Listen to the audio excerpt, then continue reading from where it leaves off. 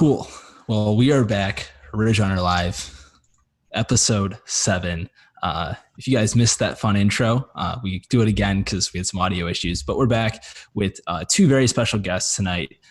Both Ohioans competed in an Olympic Trials Marathon in Atlanta this past Saturday, and they're here to tell us all about it. So without further ado, Sarah Biehl, Nate Orndorf, how are you guys? Great. Good.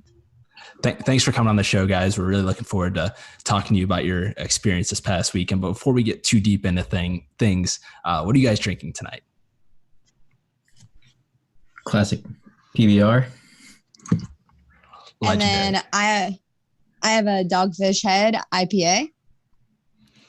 Awesome. John, yourself? Oh, I am drinking some Rheingeist Inc. It's Imperial Stout.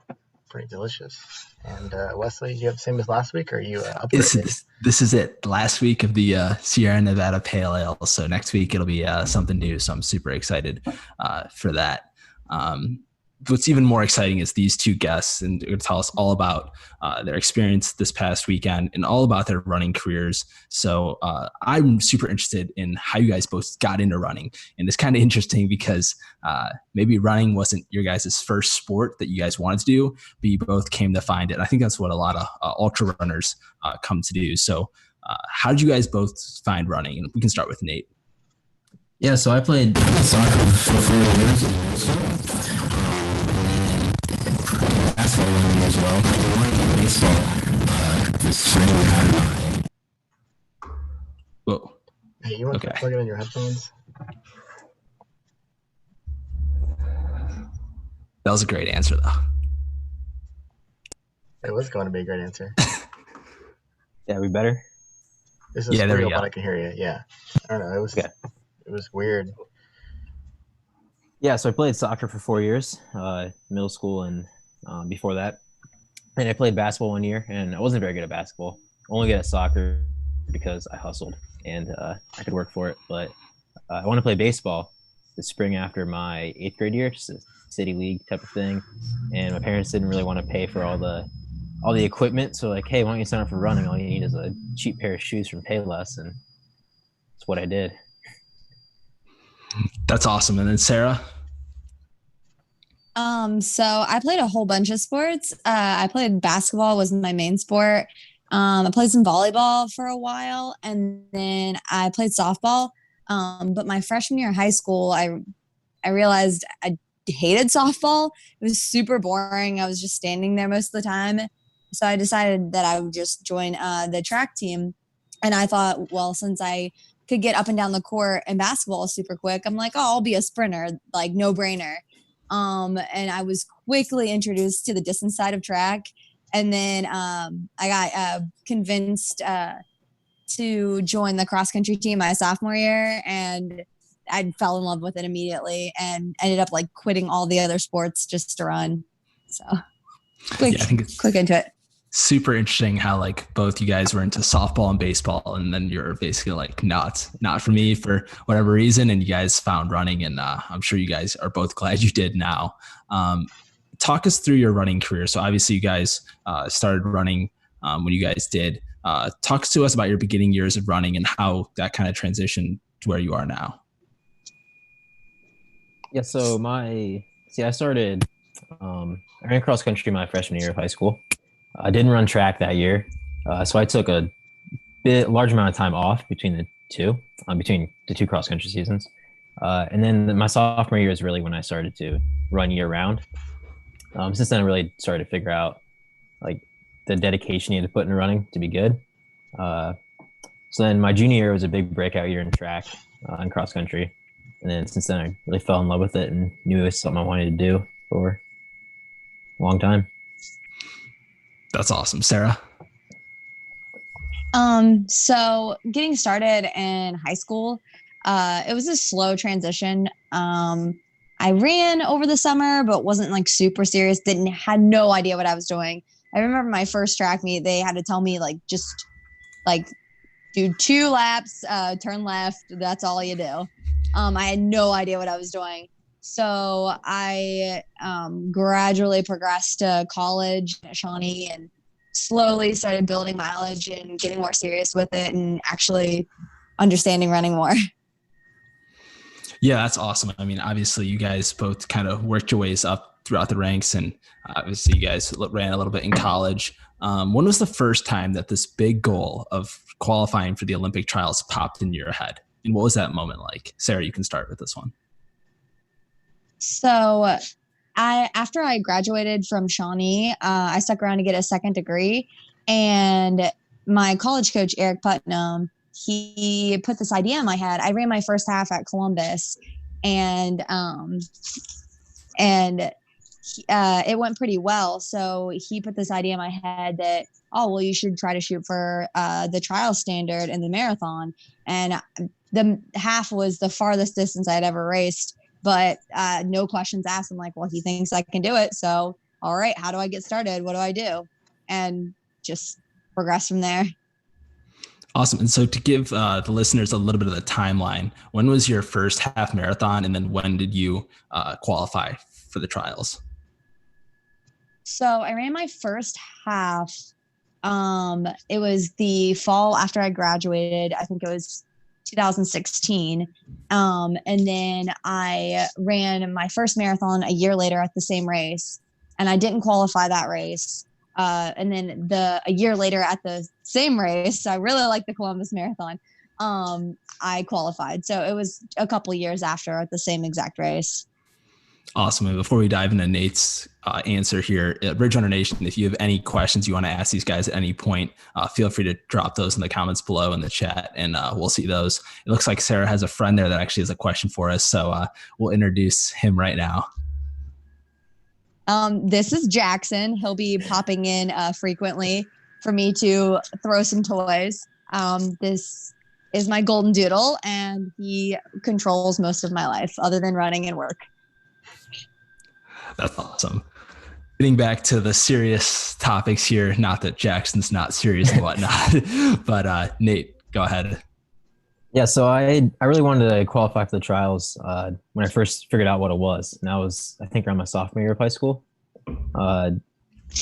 After my junior year, I ran a half marathon up in Erie, Pennsylvania, and I won it. I ran like 1:13. So, I mean, obviously not a blazing time, but something that's pretty decent for a high schooler. And since then, I've always had it in the back of my mind that marathoning was something I wanted to do.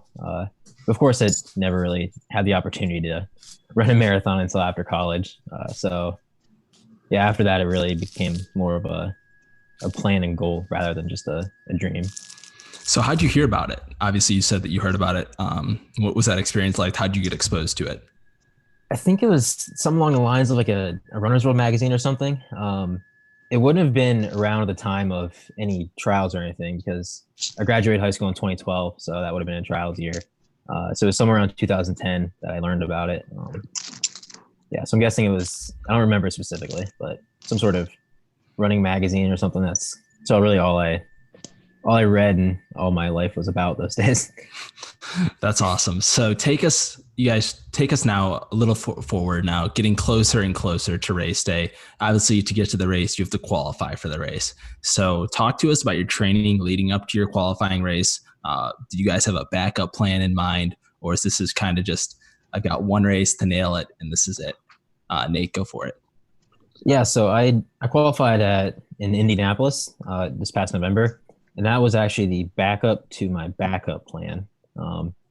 I ran my first marathon in the spring of 2018, in Toledo, and then I wasn't really trying to qualify there per se.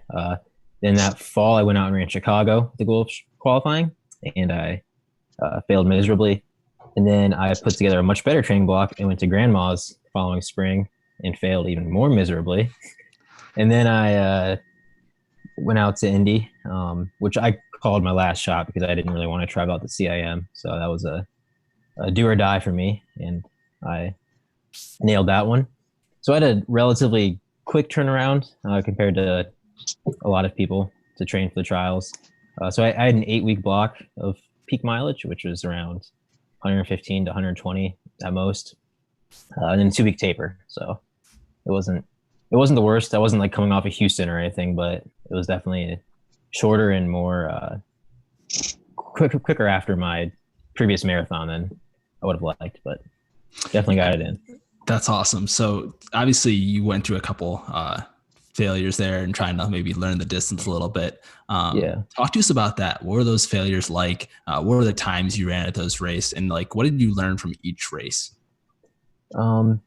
So my first one, I ran 2:27:58, I believe. That one, I think went to the half around 1:10 and kind of ran like 6 flat pace the rest of the way. That one, I really realized I needed to nail nutrition because I didn't really have much of a plan. And then in Chicago the next year, the next fall, I ran right around 2:35. That one I went out a little faster and died a little more. And that one I realized it wasn't just like fueling. I really needed to nail electrolytes. That was a really weird weather year. It was cool, but humid and ended up being hot. And then at grandma's, I ran 2:39, died even worse. That one, I still don't really know. It's a combination of everything. I think at that point when you know you're not going to hit the standard, it's just more of a mental blow than it is anything, and you just kind of jog it in. But glad I finished those.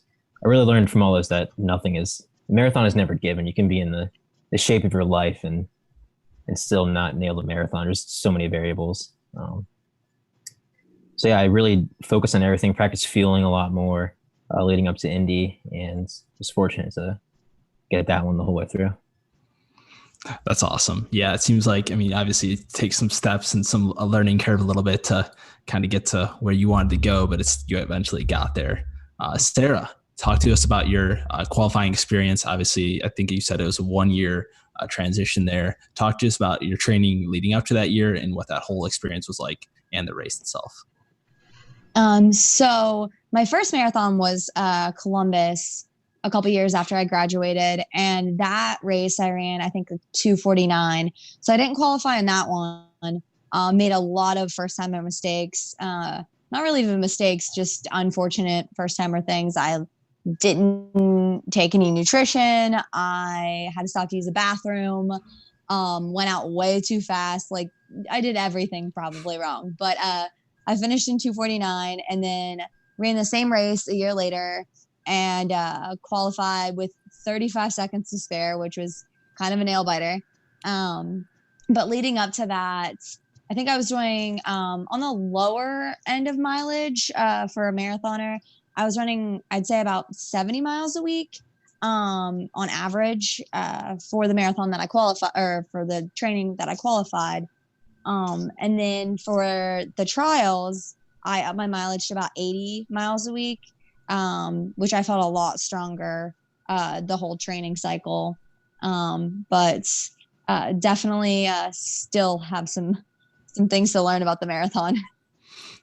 So I have just a random question for both of you. Obviously, you can go on Runner's World or any site and like look up like top 10 most tips to like avoid in your first marathon, things to kind of like just go wrong. And I feel like, and me personally, like I don't really take those to heart until I experience them. Why do you guys think that is? Might be a deep question, but I think it's kind of that you get to that point and you don't really think like nutrition, for example. I kind of went through this at the trials. I was like, I have all these bottles. I don't really need to take these salt tabs that I'm carrying with me. But you should, and you're just like, I don't know. It's weird. It's kind of like you want to risk it to get it all, but you don't realize that it's not gonna pay out. I agree. I think like in the back of your head, you like you hear all these things and like, oh, okay, like not taking nutrition is probably not a good idea, but it's fine. I'll be fine. Like the horror stories won't happen to me. And then they happen. You're like, oh, all right. Smacks you in the face. Yep. It's like you think it's a risk taking nutrition. It's like, oh, maybe it'll upset my stomach, but you don't realize that you might feel a little uncomfortable, but you're going to walk a couple miles if you don't. So, well, especially if you're feeling good, right? Because then you're like top of the world. You're like, I don't need anything. I'm not going to ruin anything. I'm just going to keep going as I am. Yeah. And then, You're like, I'm gonna ride this feeling out for a while. It'll be totally fine. And like 2 miles later, like, oh no, there it hits. That's awesome. So let's dive into what the listeners really want to hear about. You both had different Atlanta 2020 trials or marathon experiences. Walk us through the whole experience. We want to know the travel, the people you went down with the night before, the day of, the race, post race. You can break it up into different sections. But Sarah, if you want to get started off with the travel, people, and all that good stuff.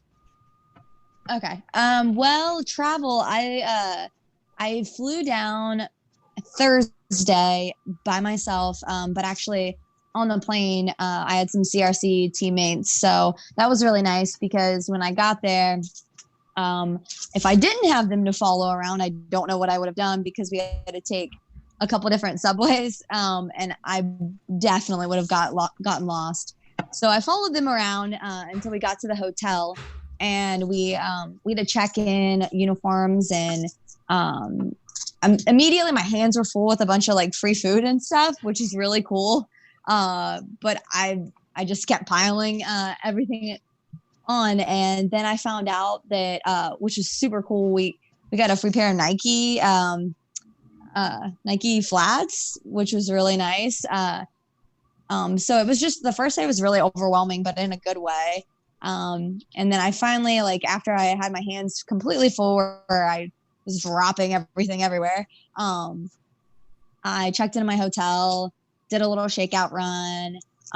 We had dinner. They had a lot of, like, Atlanta Track Club did a great job with getting free food for everyone. So Coca-Cola, they had a dinner, and I went to dinner that night and then just kind of relaxed. And Friday was another day of just shakeout, free food, and some technical meetings, and then kind of relaxing that night. And then, do you want me to go into the race itself, or? Yeah, I'm super curious, especially because obviously the race kind of started a little later than normal. So, how did you adjust to that? So it was definitely weird. I was kind of asking around on what everyone else was going to do for breakfast, just because the race started at noon, and I didn't know, if people were going to eat a pretty big breakfast, a little snack before the race. But most people were saying pretty big breakfast, and that's what I did. I had like eggs, oatmeal, I think toast, just definitely a big breakfast around like 8:00, I think.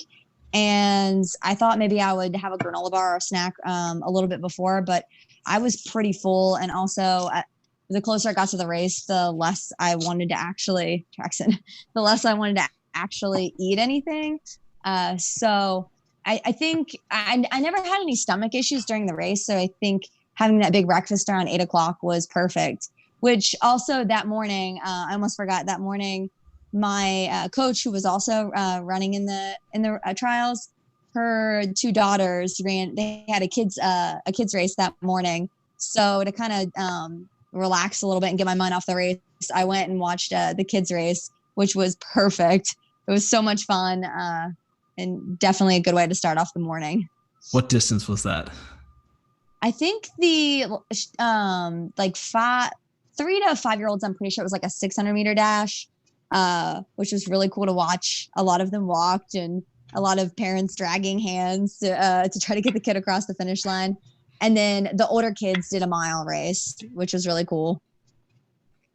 That's awesome. Yeah, it seems like a far way for 3 to 5 year olds. Maybe I don't know how far that is, but it seems like a long way on paper.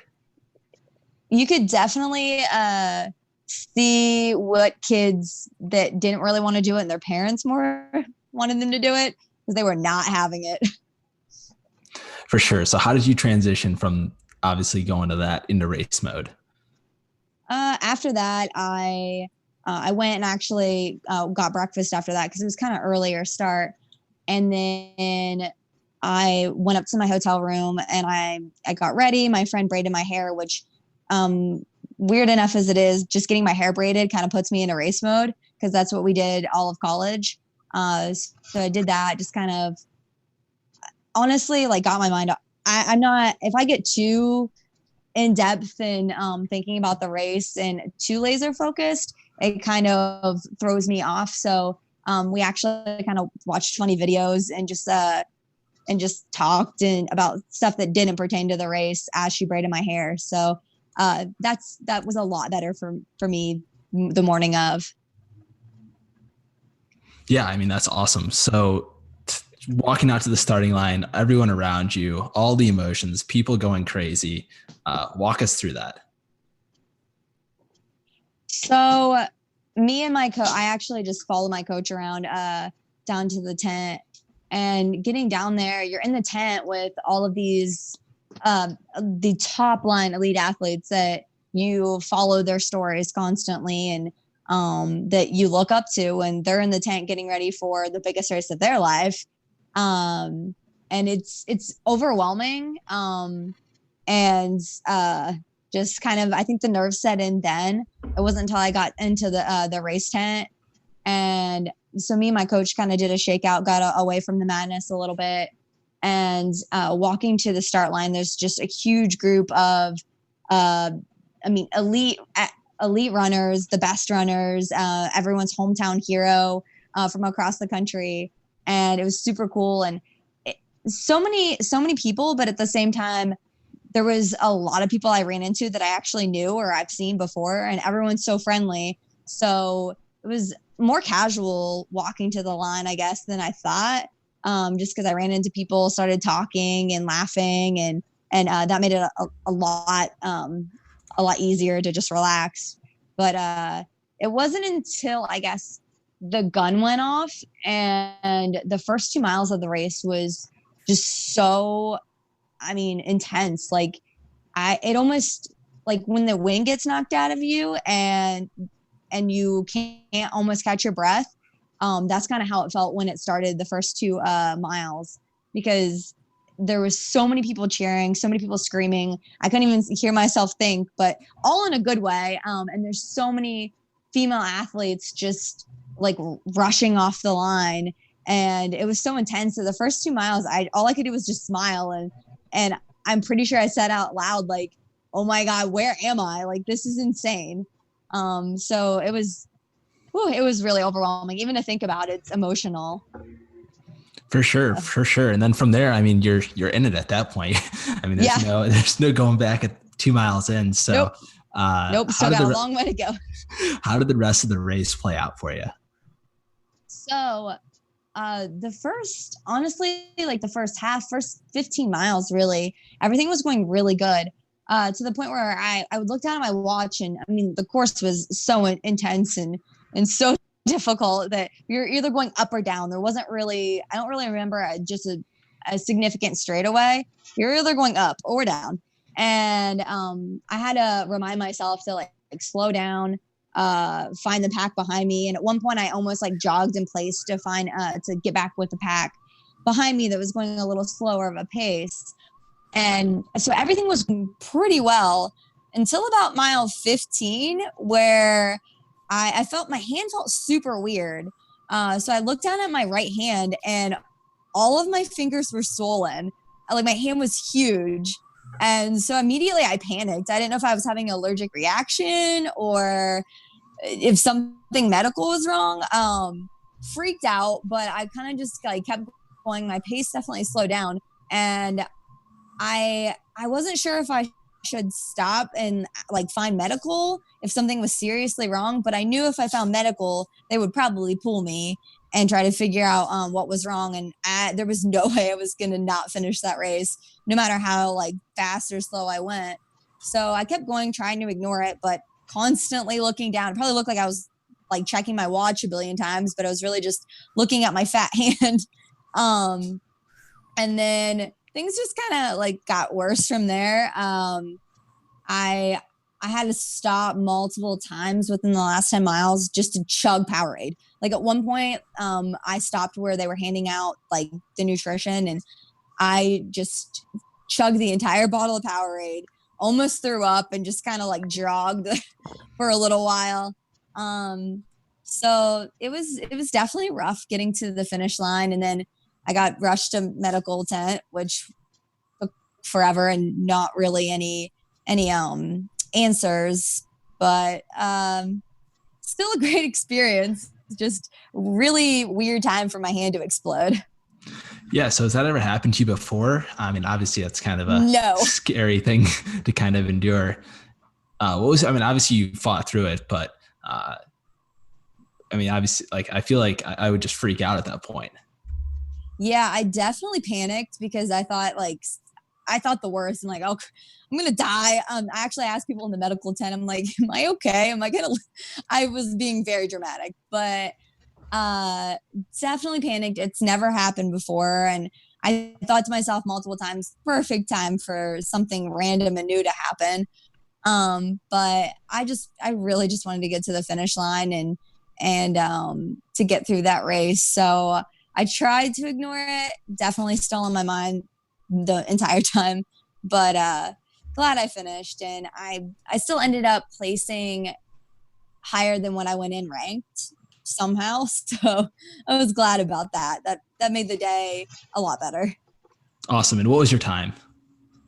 It was 2:49:30, I believe, unofficial. So, or not 2:39, 2:49. Ooh, not 2:39, 2:49. Awesome. Nate, are you still with us? Yeah, I'm here. Can you hear me? Yeah, I can hear you. The video is but gone. we can hear. Yeah, we can roll. That's all good. We're transitioning to you now, Nate. We want to hear all the details. Take us back to the beginning when you first landed in Atlanta. All right. So yeah, similar to her, I flew in on Thursday by myself. I was able to follow a couple people on all the subways and everything, so I didn't really have too much of a problem. I stopped and got my free pair of Alpha Flies on my way to the hotel, which was cool.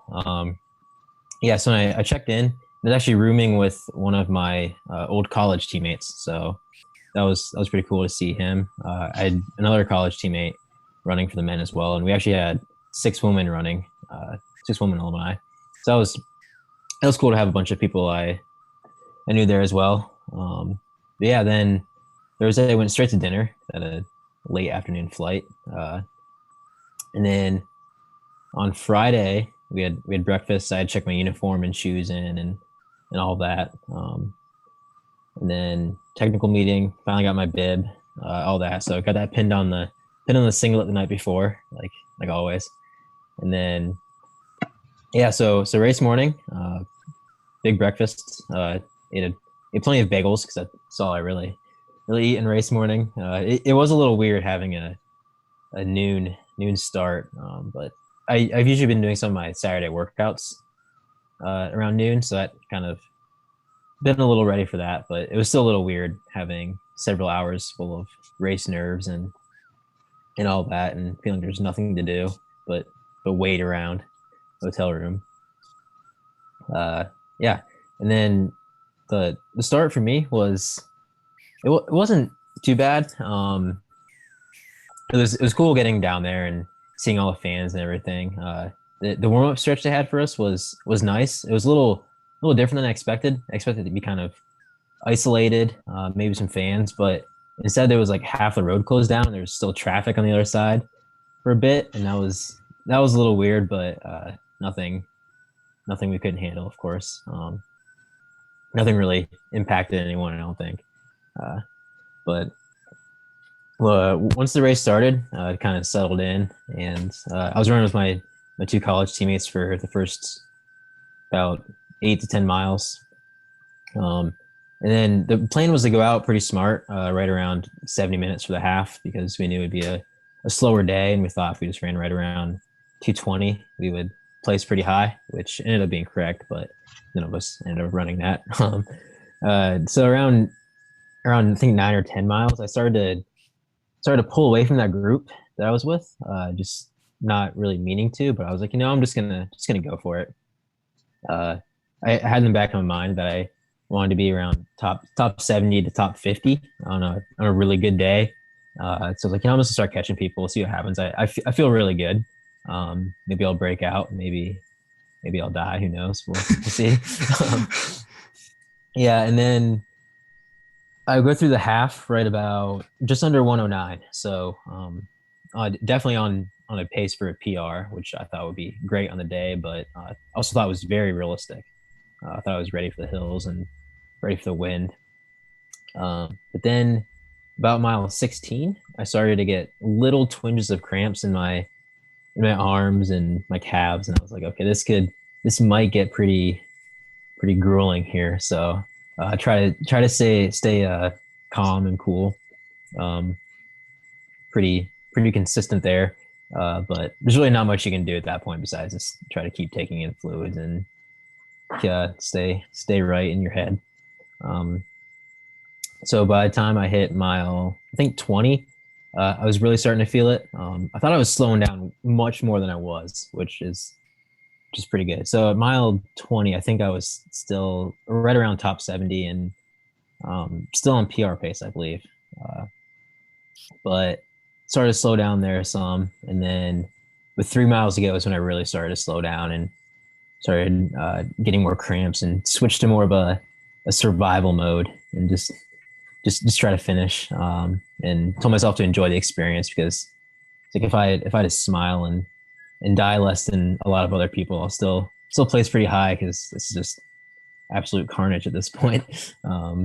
And these only come around so often, so I just try to enjoy the experience. And then I hit about 2 miles ago, I think it's around 24. I started cramping pretty bad in my arms and my legs to the point where like my running form was obviously like this guy's not doing well. So yeah, and then 400 to go, I tried to pick it up a little bit because I was like, I just don't want to get out kicked by anyone here. And then I almost got like a Charlie horse in one of my legs. And I was like, okay, I'm just trying to hobble in here and finish. And as soon as I finished, the whole time I was telling myself, don't stop and walk because then I won't be able to start again because these cramps will just take over. As soon as I finished and stopped, both my hamstrings locked up and I couldn't walk. Like I was trying to walk through the finish area and I was like, I can't move. So they helped me to the medical tent for a little bit and they just did a little stretching and loosen everything up and gave me a few Powerades and sent me back out. So I wasn't in like horrible shape or anything. I was just cramping up. But I ended up finishing 114th. I was seated 233rd. So it was awesome. Obviously a lot better than I was seated, but I really wanted to get that top 100. So it's a little disappointing finishing in survival mode and not actually racing and competing at the end, but definitely something I'm proud of. Definitely, yeah. It seems like a super awesome experience. You guys both had 2 different days, but it seems like you both enjoyed it in the end. Just a follow-up, Nate, on what you were talking about with your cramps and whatnot. Did you ever experience those in your other marathons that you ran, or was this kind of a new experience, kind of like Sarah experienced? A little bit of both. That's something I've kind of been thinking about. The first marathons, when I was dying and hitting the wall, I think it was more of easier for me to mentally give up because I knew I wasn't going to run under 219. So I was just kind of pity jogging in. So I don't think I ever pushed myself to where I was like right on the edge while dying like that. But this one, I knew time really didn't matter. I was like, just get there without dying. So I mean, I've definitely had marathons like that where at the end is a death march, but I've never had actual cramping that bad in my legs and my arms at the same time. Never been running with my arms straight down like I was the last 2 miles because they're cramping if I held them in regular running form. Is there a video we can get of that? I've been trying to find a video of the finish line to see if you can just see me like stop and like lock up, but I haven't found any yet. If you guys find it, you gotta send it my way. Yeah, we definitely will. Sarah, can you turn your video sideways? Is it still? Let's see what's going on here. There you go. We are all missed you there for a second. Sorry. It's all good. You guys both obviously had the races you had. What's the biggest takeaways when you look back on the experience? What's the one thing you're gonna walk away with and be like, wow, this was the moment that kind of changed it, and I'm gonna take this way going forward? Sarah, you can start. I guess just seeing like everyone's reaction after finishing and the good days and the bad days and hearing everyone's like story afterwards. It's really motivating. I remember the plane ride home. I was just more motivated than I ever have been, and so humbled from the experience, and just really wanting to see how many I can attend. Just I don't know, being around all of those runners and everyone that worked so hard to get there was really cool, and just talking to all the people like throughout the weekend. I mean, the race was great, well, for part of it, but I guess like before and after, just meeting new people and talking to everyone, that was probably the best part. Definitely. Nate? Yeah, there's just every person there has a very interesting story of how they got there and what it means to them. It's just it's so cool to be a part of, just towing the line with so many people that are just like yourself, and like train really hard, and maybe work full-time jobs, and try to train at a elite level at the same time. It's so cool to be a part of that, and yeah, it's also humbling just to be in the same line as all the big names, and yeah. That's awesome. Kind of transitioning into the next thing. What's the best piece of running advice you guys have ever received, whether it's marathon specific, longer distance, shorter distance? Nate, go for it. I definitely say consistency. I mean, it doesn't really matter what you're training for, but even more so in the marathon and longer distances, it really doesn't, nailing one workout isn't necessarily always good. I'd rather have a training block full of average runs than nail a couple workouts and then be in the hole for a week or two. Just really just building those runs day after day and week after week, month after month, and eventually year after year. And that's what puts you in a good position to be successful. Yeah, I couldn't agree more. What do you, Sarah? I'd have to, well, definitely agree with the consistency. I've heard that multiple times. I'd have to say patience too, especially with the longer distances, having the patience with workouts, having the patience in a race, and just with your training in general. The good things will happen. You just have to keep working hard, and eventually it'll get there. Mm-hmm. So I want to jump back a little bit towards the race itself and the course. I heard this year's course had some hills to it. A little bit, a little more than most, especially LA. But I was curious to hear about that, and maybe some of if you guys attempted to do that during your training, or if you did that near the end of your training once you found out that it was going to be hilly, or how you guys approached the hills. Go ahead. Yeah, I definitely threw hills in my training. There's a loop I do for like fartleks and lighter workouts that has a hill in it. And then for my long runs, I was usually putting in long runs in and out of Cuyahoga Valley here on the roads. So I was averaging about 80 to 100 feet of gain per mile on the roads, and the trials course is about 50 feet per mile gain. So I was definitely ready for the hills, and I could tell I didn't notice them as much as other people did in the race. So I wish I could stay the same, but I trained on the bike path in Columbus, so was not the smartest. I did not train a lot of hills, and I regret that decision because it was very hilly. Yeah, Columbus doesn't really help you there with any hills. You have to go a little further. Nope.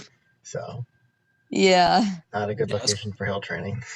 Nope. I was kind of surprised that they had 1,300 feet of elevation gain. It's a lot for a marathon. It is a lot. It was so hard. I mean, it's just it's just funny to like listen to the comparison between people who do that and the marathon of 1,300 feet of elevation, and last week where we had 580 per loop or whatever, and it ended up being like thousands for the OBU course and stuff like that. And it's just a whole different game.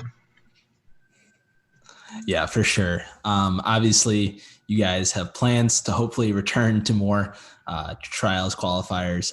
What is your guys' goals for the future? Start with 2020 and then go into beyond. Whoever wants it. All right. So for the rest of 2020, I definitely want to work on some shorter stuff. I want to get on the track a little bit. I kind of miss the shorter stuff right now, but mix it up with I'm hoping to do the 25K championships. I think they're in Grand Rapids in May. But kind of work on some shorter stuff, kind of do a half marathon. Everything's kind of up in the air, but definitely want to get on the track soon. That's awesome. Nate? Yeah, so the main goal of 2020 will be the Akron Marathon in September. It's where I live, so ran the half last year. Haven't ran the full yet. Then only had, I think, one or two times.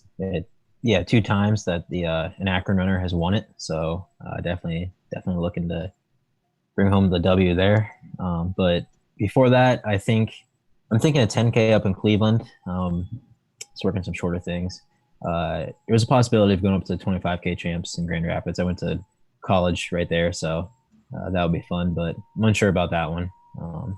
Kind of playing it by ear for the rest of the spring and summer, because I don't want to rush back into things if I'm not ready for it. Understandable. So I know that all of Regener Nation has a very pressing question to ask both of you. And Nate has dabbled a little bit in trails and ultra, winning a race or two, and then also running the JFK 50 a couple years back. But when will you guys take over the Ohio ultra running scene? Sarah?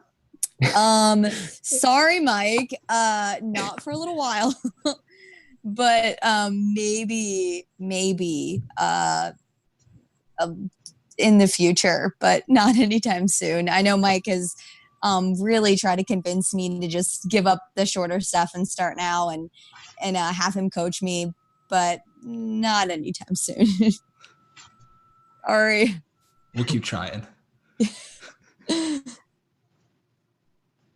So yeah, ultras is definitely something that I've dabbled with, and I do plan to go all in eventually. The way I see it right now is the marathon will be my main focus until I'm done trying to be competitive, like at a trials type level. But it doesn't mean I won't run any more ultras until I'm done with that. Like I ran JFK 2018. There's a chance I might run it again this year if I'm feeling good coming off of Akron and I just feel like it. Yeah, I don't think I'll go all in, of course, until after that. My dabble with some road 50Ks and a road 50 mile or a 100K sounds appealing, but I don't really know if I want to throw those into the mix quite yet. But after I'm done competitively marathoning, I do fully intend on running a few 100-milers and at least trying my hand at a couple 24-hour races. Yeah, I feel like you guys would both be super awesome at those events.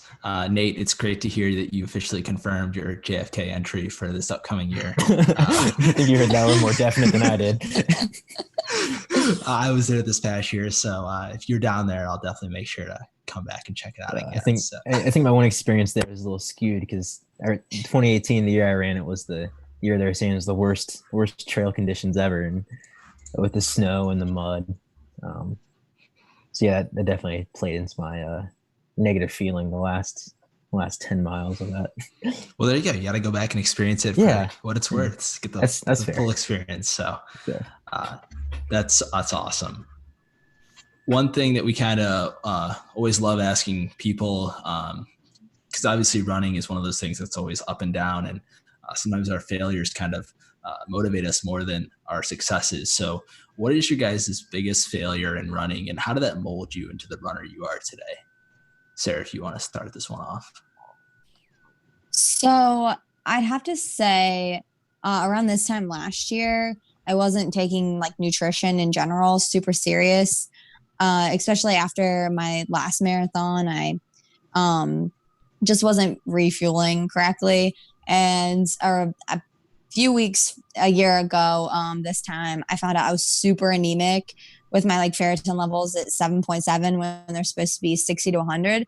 So that was kind of an eye opener to and a reality check that I need to take stuff more serious.